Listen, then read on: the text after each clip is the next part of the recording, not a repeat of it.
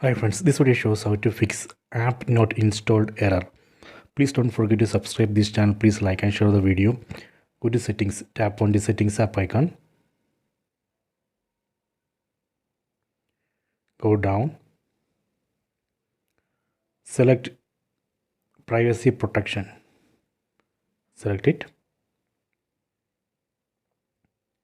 Then go down. Set special permissions.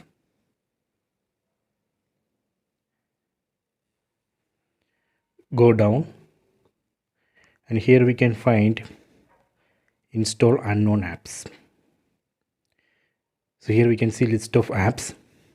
If you are getting app not installed error from Google Chrome app, you can tap on Google Chrome app, then enable this option, then check this checkbox, then tap on OK. So this way we can fix issue app not installed error which is coming from Google Chrome browser. Tap on OK. Just enable this option.